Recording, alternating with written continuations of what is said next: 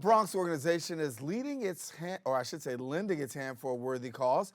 Realtors from Keller Williams Realty held a fundraiser at the Villa Barone Dining Hall, helping men and women in the communities around the Bronx fleeing from domestic violence. Our BronxNet reporter Arlene Makoko has a story. A group of realtors from Keller Williams were at the Villa Barone for a fundraiser they hope will help victims of domestic violence. It means a lot to me to help out women. I also work in another organization that would shelter women and their children from being violently violated by their abusers. We exceeded our goal. Our goal was $10,000 and we're close to $14,000. Each year they plan to choose a different organization, but for this year, Christian Velez says they wanted to support serving the underserved for their work in this community. Nobody wants to be a victim of domestic violence.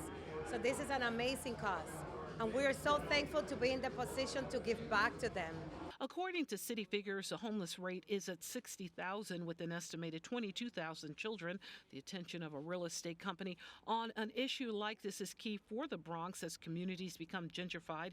Keller Williams says it's for this reason that they want to partner with local residents for a better Bronx. The branding here tonight is that the real estate industry is giving back to their community. New York City Council member Fernando Cabrera, who last month took part in a groundbreaking ceremony with Keller Williams for a new 175-unit affordable and supportive housing complex, hailed the realtors for demonstrating their commitment to the lives of the people here in the Bronx. And they're giving to the right organization, so it's a great marriage. It's all about giving back to our communities and to make it just better. That's the whole point behind it.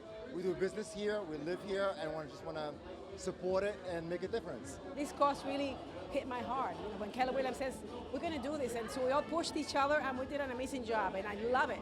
Opened in 1978, SUS has long worked to provide housing for the underserved. Today, that now includes victims of domestic violence. For BronxNet, this is Arlene Makoko.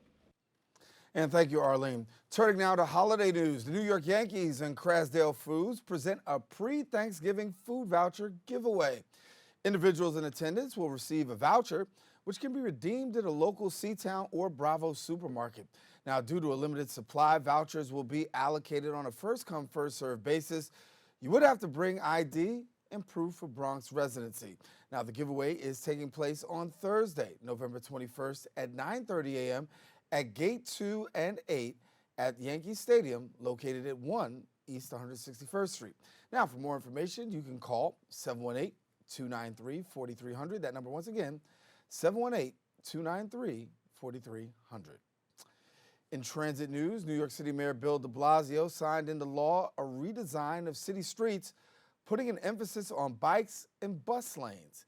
The $1.7 billion plan mandates the city to build 400 miles of protected lanes, as well as upgrade bus stops and crossing signals, all of this within a 5-year time span. Now, critics argue the plan will increase traffic and reduce the number of already hard-to-find parking spots, but transit advocates champion it, saying more protected bike lanes will make the streets safer, saying, quote, I'm proud to sign these new Safe Streets legislations that will further the ambitious commitments we've begun under Vision Zero. That's according to Mayor Bill de Blasio. He also went on to say, we're confident that this new plan firmly cements New York City's reputation as the nation's leader on street safety.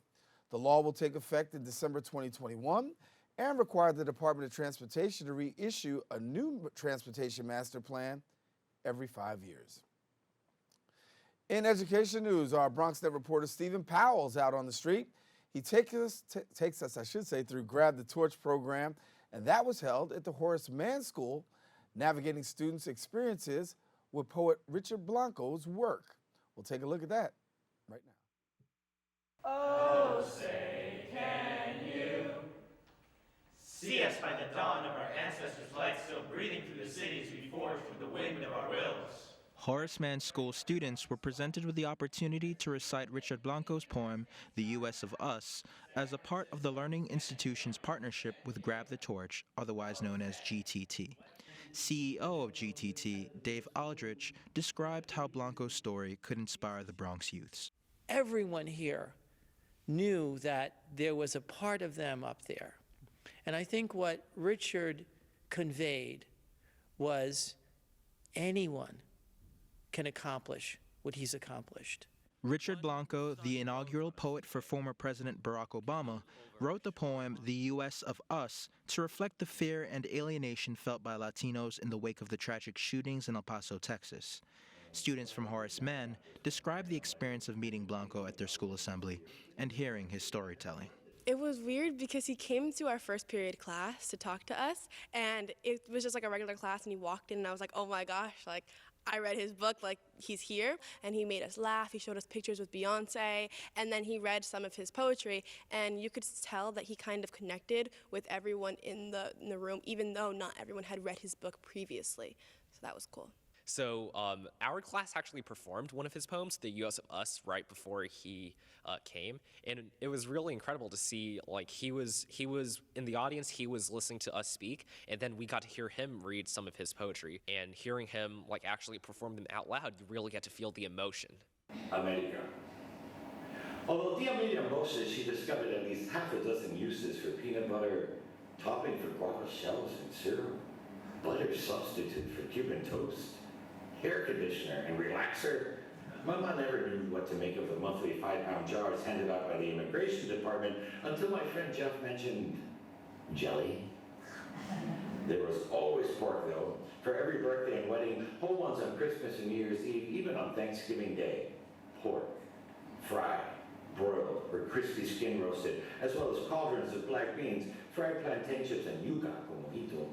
English teacher Rebecca Barr expressed her excitement for Richard Blanco's effect on her students. In all of my classes and all of my colleagues' classes, there was some time where they spent talking about the assembly, and kids were just really thrilled. Most of them had done a little bit of background reading, even if like my class had studied his whole book. Everybody had read a little bit. For me as a teacher and as a lover of poetry, that was especially thrilling just because kids got really into poetry.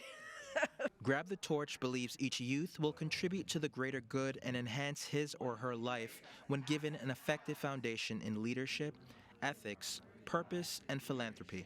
For more information about Grab the Torch, please visit their website at grabthetorch.org. Reporting for BronxNet, Stephen Powell.